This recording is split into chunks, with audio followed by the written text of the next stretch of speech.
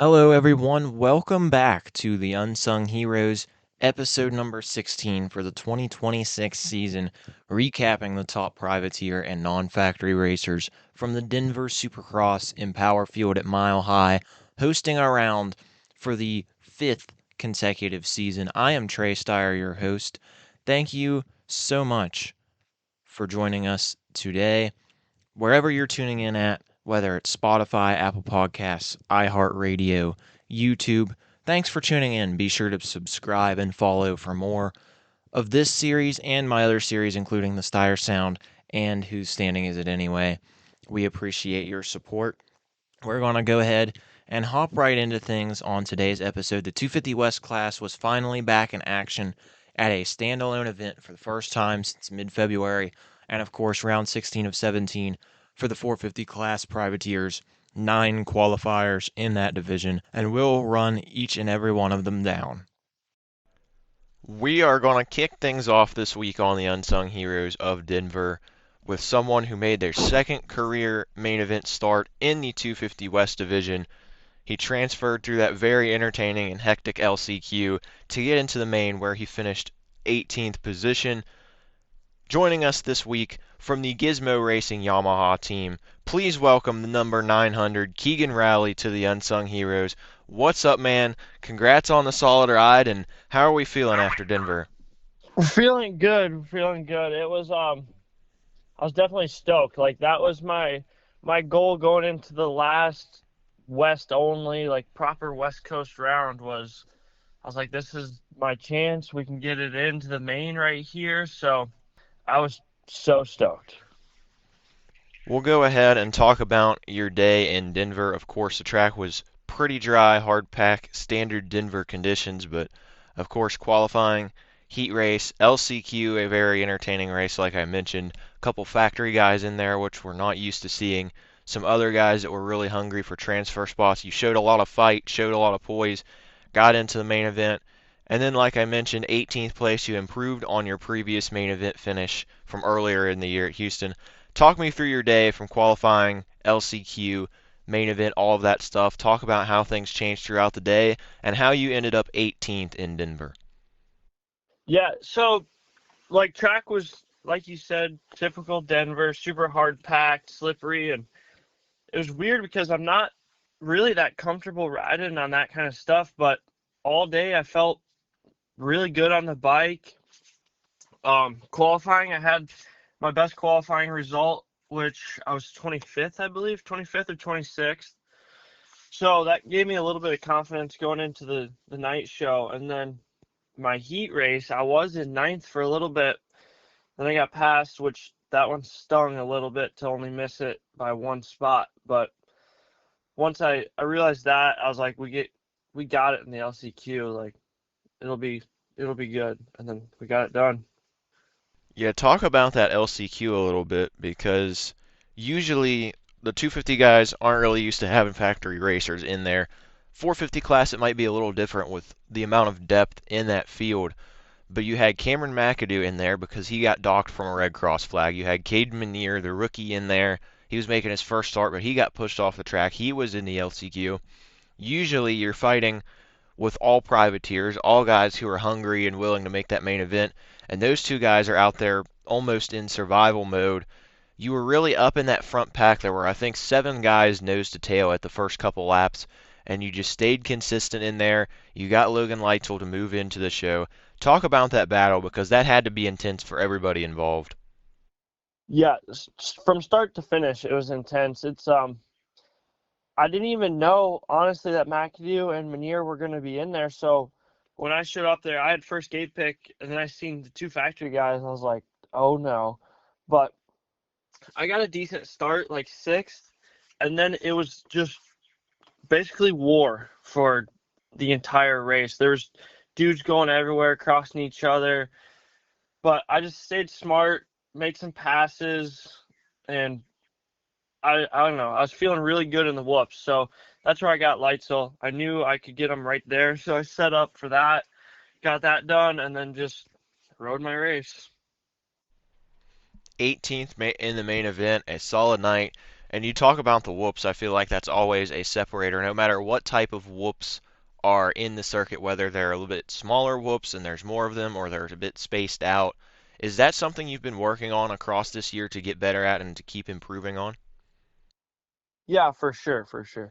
We got my suspension's like it's really good in the whoops, and then here at club, I don't know. Last year I was jumping the whoops when they would get all beat down, but this year I don't know. We haven't really been allowed to jump the whoops. Just kind of skim them as long as you possibly can skim them because that's how it is at the race, and that has for sure helped me. Like the whoops were hairy in the main and in the LCQ. They were super hard packed and slippery, but I was just hitting them like I hit every other set of whoops, and it was working. That sounds to me a little bit like the Chad Reed effect as well. Obviously, he's It one of the is. greatest of all time in the whoops. I mean, he was hammering those things for years, and it's obviously benefiting you guys. I know this was your second season of Supercross. You had some attempts last year. You showed a lot of improvement this year. Made your first main in Houston at the Triple Crown, then made another main at Denver. But of course, you've been at the Club MX facility for a little bit as well. And I know I've talked with several people who race down there or train down there, how top notch the facility is from both training off the bike to on the bike. Talk a little bit about your growth and what you've seen progress wise since you've joined Club MX down there, because it seems like it's really an iron sharpens iron facility and you've improved down there. What has gone into it and how much growth have you seen since you decided to make the move out to South Carolina? Yeah, it's definitely been a game changer being here at club, and like you said, that Chad Reed effect is for sure what played a massive role into the like my comfortableness in the whoops this weekend and every other weekend really. But just being down here at club in general, we've always got a solid group of dudes on the Supercross track. All the tracks are top tier here. Everybody's motivated, so it's super easy to just like get your stuff done here with everybody, like-minded people, and it's for sure helped me. I know you guys are racing the same group of people or practicing with the same group of people every single week. Is there one guy that it seems like you always find yourself around during practice and you're always battling him during the week? Honestly, I don't really know. I'd say there's like a group of 15 of us that are riding Supercross, and it's always something different. Like we're not just doing motos every day. Some days we're doing sprints or we do a little bit of section work here and there. So I'm kind of all over the board, honestly. I mentioned your second season a little bit and the improvement you've showed. Obviously, you're back with the Gizmo Racing Yamaha team. You spent time with them when they were the Rock River organization. You were back with them this year, and I know a couple other guys were like that as well. But in terms of year two of the Supercross growth, talk about how some of the experiences from last year or in years past helped shape your improvement from this year.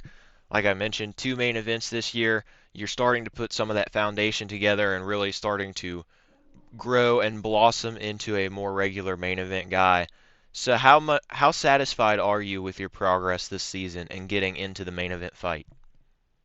Oh, I'm super satisfied. Honestly, I came into the season like the last time we tried for the Supercross stuff, we weren't the best at it for sure. I'll say that. But I came in. My goal was to make every single night show. So to be able to be fighting for mains is like it's just a bonus. I'm so happy with that. And then the whole team.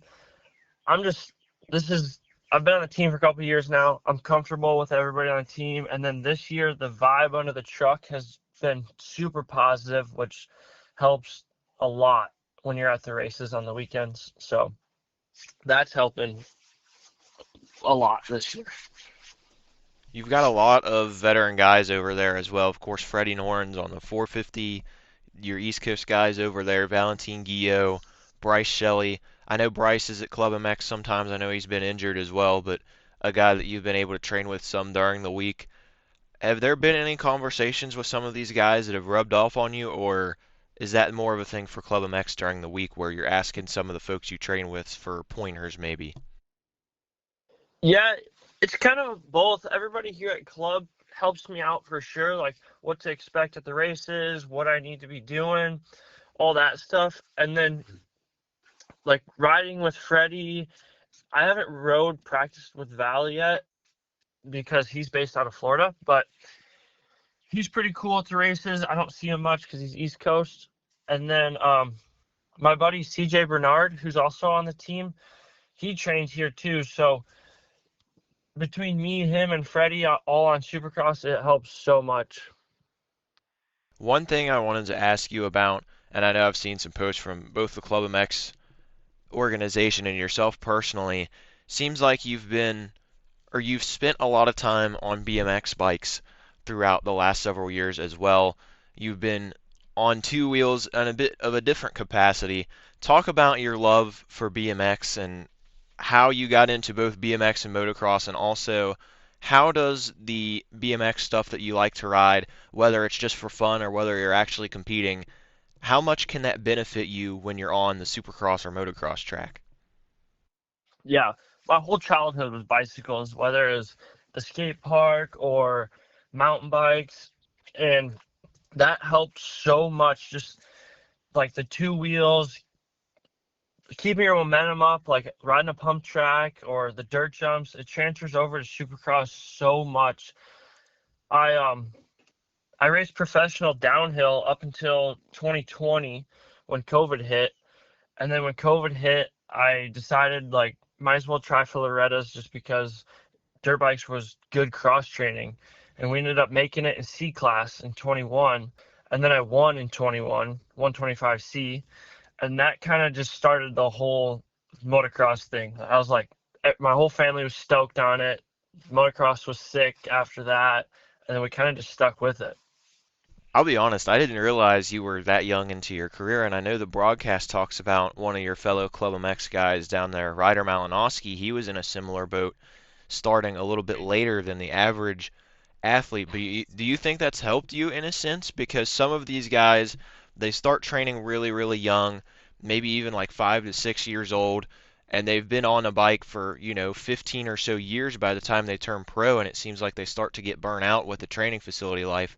For someone like you who hasn't been racing motocross for this amount of time, do you think that's helped with burnout a little bit and kept you fresh and hungry? Oh yeah, for sure. Even some of my buddies that like grew up racing dirt bikes, lived at a training facility, you can so see the like them getting burned out. I'm so fresh into my career that being here at club or at the training facility, it's every day I look forward to waking up, going to ride my dirt bike. Like it's so fun. A couple more things here on our interview of the Unsung Heroes today. One question I also want to ask, of course, two main events this season, as I mentioned, making progress this year. Along with some of those main events, what are some of your favorite moments and some moments you'll remember from the 2026 Supercross season? Obviously, this weekend, the finale in Salt Lake City. Hard to believe the year's already over, but talk about some of your favorite moments and accomplishments of 2026. For sure. I'll start off with like just making the show at Anaheim 1. That's that was a dream come true for sure. And that kind of started everything. And then from there, making all the rest of the shows up until now, making the main in Houston was pretty cool. I got fifth in the LCQ, and then I kind of, with a little bit of luck, I got in because somebody had crashed out. That kind of, I wish I would have made it in just straight in fourth in the LCQ or better, but I'll take it. A main is a main. And then this weekend, obviously in Denver, getting in through the LCQ with the transfer position, that was like that. I'll count that one as getting in.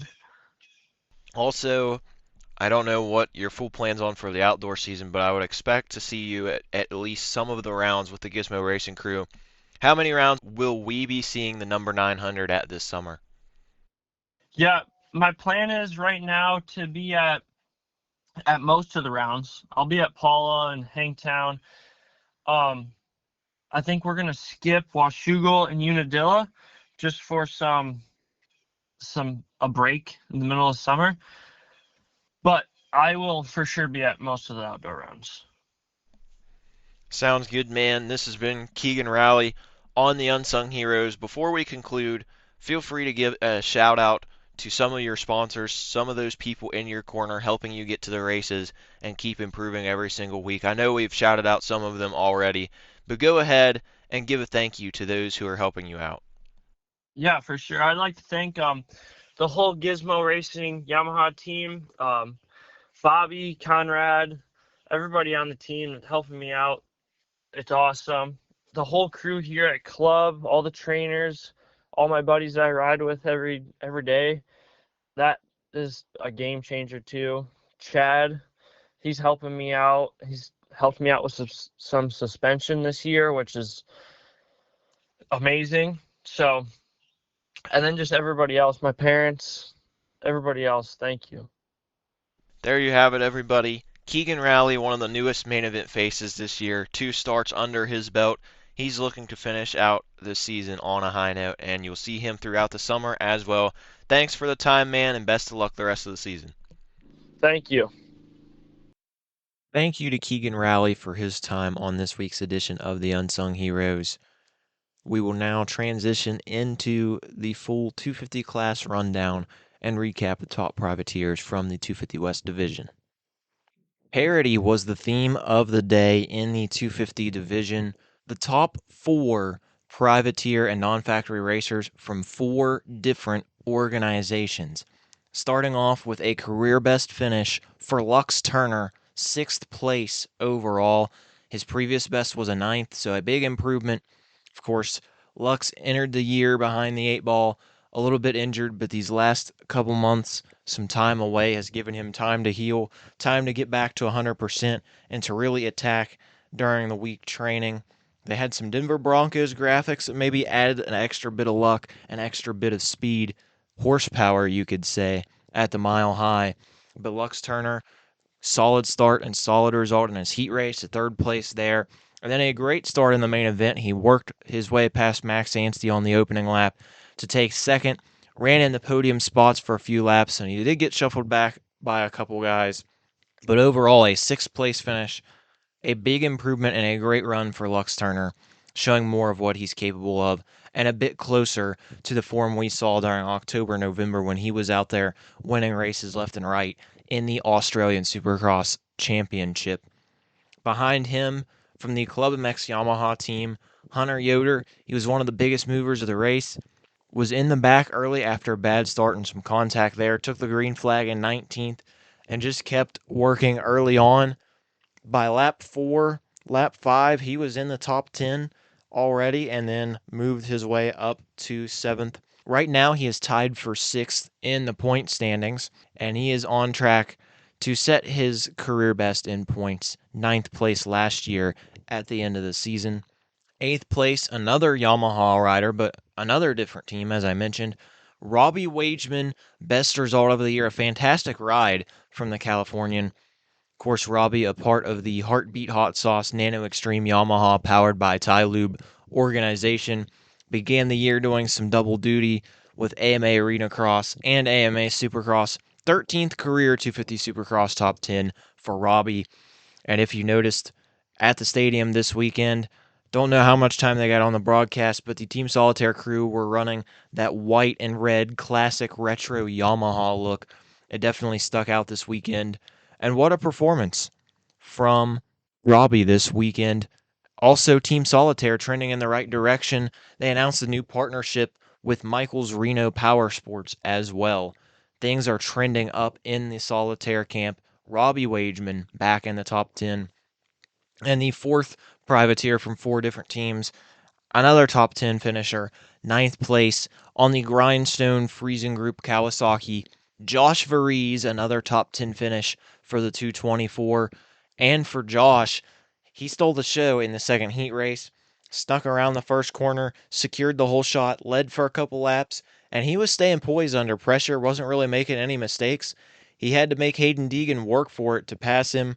Then in the main event, he was quiet but steady, fell back to 12th or 13th at one point, but worked his way back forward to 9th place. Another top 10 for Josh Varese, no surprise there. One top 10 finisher that had to work a little bit harder was Club MX Yamaha's Maximus Voland. He went down on the first lap, dropped all the way to last position after a solid start. Fifth place at the hole shot line, then down to 22nd before the race even really begins. Tough break for Max, but he was able to continue working to patiently maneuver his way through the pack. He reached 10th about two-thirds of the way through the main event. It was only a 10th place finish, but you know what? He gave it his all. He worked through the pack, and he was definitely pushing and working his way forward. I'm sure we'll see more out of the number 19 this weekend at the final East-West showdown of the year. Then we move back a little bit further. 12th place, he was back this weekend after being out for a couple rounds due to injury. Carson Mumford returned to action aboard his AEO Power Sports KTM machine. He was the only representative for the team this weekend. Avery Long, broken foot, has been out the last several weeks. Kyle Wise was also absent from the racing this weekend in Denver, but Carson was back. They sported the St. Jude's look. The team did not make the trip to St. Louis because all of their riders were hurt or on the sidelines, but they sported the St. Jude's graphics this weekend, and Carson Mumford, P12 in his return. He was in and around the top 10 in that battle, and now he finishes 12th in his return to action. 14th place on Saturday night, another member of the Toyota Redlands Barax Yamaha crew. That would be Parker Ross, top 15 finish. It was a bit of a disappointing round for Parker. He was frustrated with his performance and said that he struggled all day, but he really wasn't sure what the issue was. But it's been a solid sophomore season for Parker. He's been a lot more consistent this season than in his rookie Supercross season. And of course, he broke out during the Pro Motocross season last summer when he joined the Bar X team. So I'm sure Parker is excited to head back outdoors. And he had a little bit of TV time this weekend. He had a nice feature about his relationship with Michaela Nielsen, a little bit of insight on two racers and their relationship. But Parker Ross, a top 15 finish, even if it was a down night. Just behind him, the other member of the Heartbeat Hot Sauce Nano Extreme Yamaha powered by Ty Lube crew, Cole Thompson, returning to the 250 class. He returned to the 250 class after racing in Glendale earlier this year. That was, of course, early February. But Cole spent a lot of time in the 450 class, made several main events. He was running pretty solid in those as well. But he returned to his usual 250 class division, finished 15th. 16th was his previous result in the 250 division this year. 16th place, Justin Rodbell out there for the SLR Honda crew. He was very quiet throughout the night. Didn't really hear a lot from him, but he went through his heat race and he got a 16th place. Not a terrible night, not a remarkable night, but guess what? Logging more laps, logging more points, and there can be plenty worse evenings for Justin Rodbell. His former teammate, Brandon Ray, just behind him, career best finish for B Ray in Supercross, 17th place on his Triumph, of course. His own effort, Relentless Racing. He's pitting with the Privateer Paddock at some of these rounds. He got through a very hectic LCQ. Of course, you had 7 guys under a blanket really at the beginning of that race. Brandon worked his way up to third, and as I mentioned, 17th, a new career best in Supercross. And Denver really seems to be his best venue, it seems like. In 4 attempts there at Denver, he's qualified for the main 3 times. His previous career best was there, and now he has set a new career best with his 17th. Shout out to Brandon. Of course, 18th place. We talked to him a little bit earlier. Keegan Rowley on the Gizmo Racing Yamaha. Best finish so far in his second career main event. 19th place, just behind him. Yellow Magic is now Blue Crew Magic. Crockett Myers with a new operation. He has returned back to the EBR Performance fold. Crockett spent some time during his amateur career racing for EBR, but now Crockett Myers signing with the EBR Performance Family Power Sports Yamaha team for the final 2 rounds of the season. They were primarily a 250 East team this season, but Hayes Edwards was there to race in the 450 class, plus, of course, the showdown next weekend, this weekend coming actually, in Salt Lake City. But Crockett joins the team, has some history with those folks. P19 during his return. his first Supercross race on a Yamaha. Of course, he did run a Yamaha during the 2024 Pro Motocross season for the Gizmo Racing Yamaha team. At the time, the Gizmo Rock River Power Sports Yamaha team. But his Supercross starts that season were on a Husqvarna. 19th place after going through his heat race, though. 20th place just behind him, Revin Gordon on the Grindstone Friesen Group Kawasaki. Revin, a solid heat race for him as well. 6th place, his best career heat race. And he got off to a good start. He was top 10 in the main event for a little bit, but he said he started to tighten up and wasn't breathing very well. And of course, we have the thinner air, the altitude, the elevation. We know you love hearing about that when we go to Denver, to Salt Lake City, to Thunder Valley. But Evan Gordon, his second main event of the year, and he matched his finish from his first start. Now behind him, the two next level racing riders to qualify for the main event.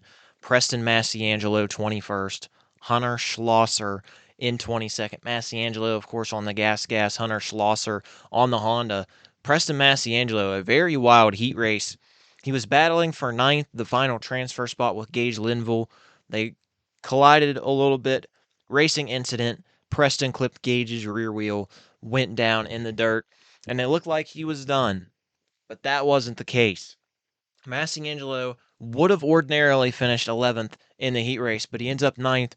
Of course, Cade Menier shoved off track by Levi Kitchen.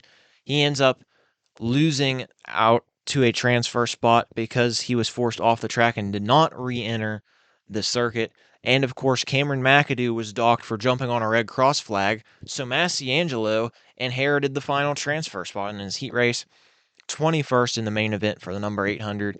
And then Hunter Schlosser, he didn't score any points, but he scored his sixth start of the season, his most starts in a Supercross season. So shout out to Hunter. And Massiangelo, along with some of the other names we mentioned, Brandon Ray, Crockett Myers, Justin Rodbell, all of those riders will be competing in this weekend's PulpMX LCQ Challenge. Of course, you can go buy a raffle ticket to help benefit those guys. Those four guys, along with Luke Neese, are the 250 wild cards for this year's race. That race will be occurring on Friday on YouTube. Verb Moto will be handling the streaming there. We'll see who can navigate and win the biggest amount of money on the line. A couple of notes from just outside the main event.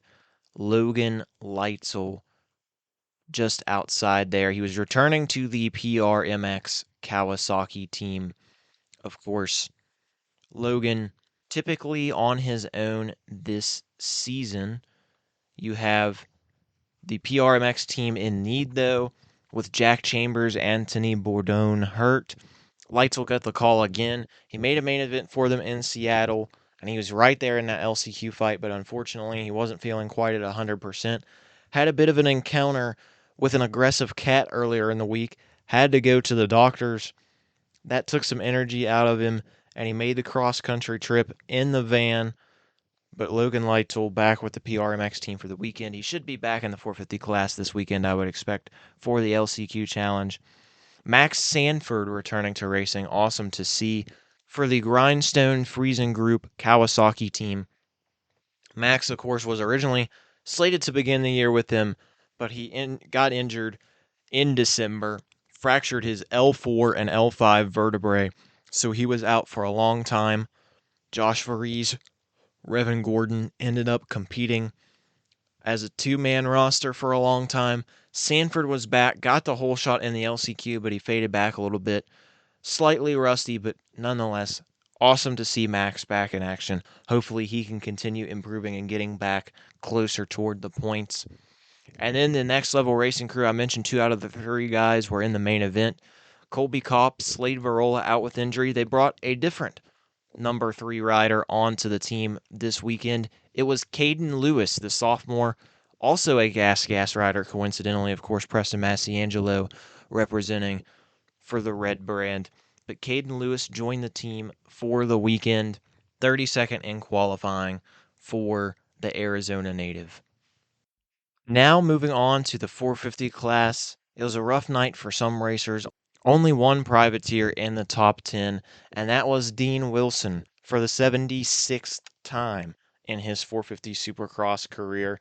It was a bad start on his heat race, got a little sideways, but the staggered restart came at the right time for Dino, and he got in the mix and into the main event. Spent most of the main in 12th position, but of course there was a lot of chaos late, a lot of factory guys going down, hitting the dirt, and Dino advanced to ninth place.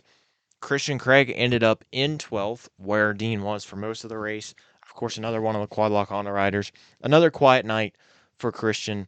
P12, not a bunch to say there. Justin Hill, a down weekend for him. It's been some great success the last few weeks, a couple top fives. Of course, that third in the final race in Cleveland. 15th for Justin. A couple crashes did him in during the main event. He was hitting quads. He was running at a pretty solid pace, but he went down on the opening lap, like Maximus Volan did in the 250 class, and was left in last position. He climbed back 10 spots, but then he went down later in the race, dropped down to 15th place. But in better news, he still holds ninth in the points. Although Jorge Prado and Dylan Ferrandis are right there, it's going to be really close for that spot as we head to Salt Lake City. So Justin's going to have a good race if he wants to put down his fourth top 10 points finish since moving to the 450 class. 16th place, Shane McElrath, another quad lock Honda rider. He's only one start away from a perfect 17 for 17, as is Justin Hill. Another quiet weekend from Shane. He's been around that top 10 frequently as of late, but a bit of a step back for the quad lock Honda rider this weekend. 18th position, Mitchell Harrison, Partzilla Rocket Blaster Power PRMX Kawasaki. He avoided the LCQ, took 18th. Of course, he is growing year by year by year. 6 starts in 2024, 13 starts last year, 15 this season, and of course, he has a chance for another one in Salt Lake City. He's surpassed his number of points from last year as well.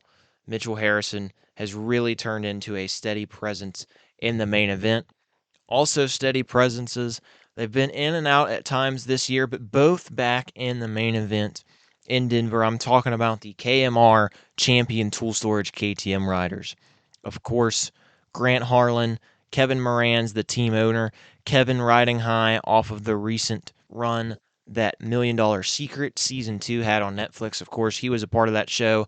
Unfortunately, didn't win the $1 million, but Kevin had some of the crew out at Denver this weekend, showing them Supercross firsthand. 19th place for Kevin in the main event. Grant Harlan just behind him in 20th, and Grant was in the battle for the last couple spots in the LCQ. A bit aggressive after he moved into transfer spot, but I'm not sure he knew he was in a transfer spot. Plowed into Freddie Noren, knocked him off the track, but hey, a little bit of a receipt. Maybe he was thinking it was Tristan Lane. Of course, Tristan Lane sent him over a berm in Cleveland. Maybe he saw Yamaha and O'Neill gear, and Tristan was right there in that fight for a while. Maybe he got a little bit confused there.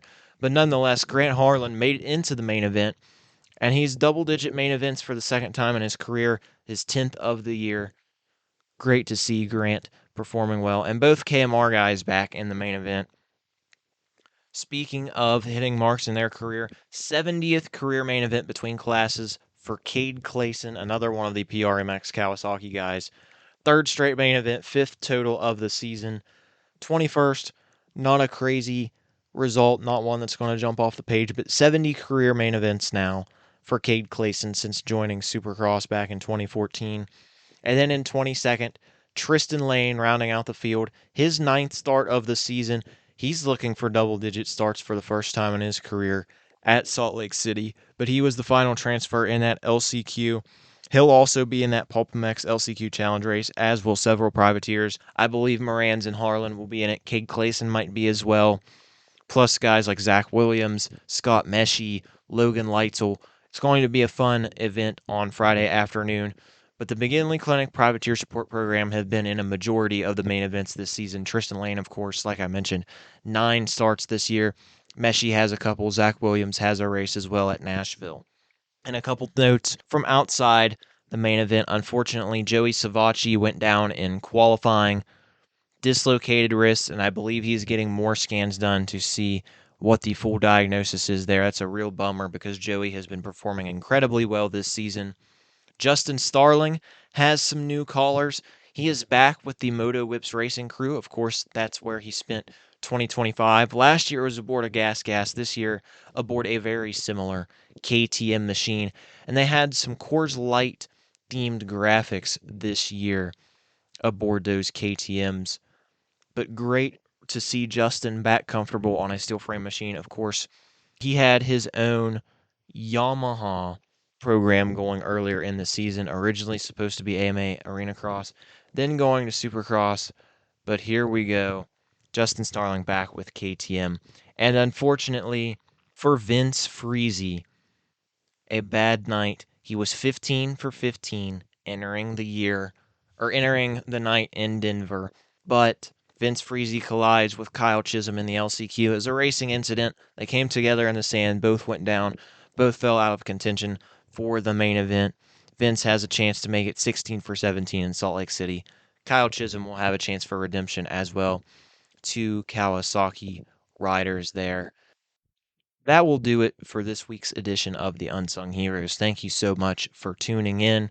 Hard to believe we're already at the final Supercross round of the season. Coming up this weekend, Rice-Eccles Stadium, Salt Lake City, Utah, East-West Showdown for the 250 class. Here we are, another season in the books, almost.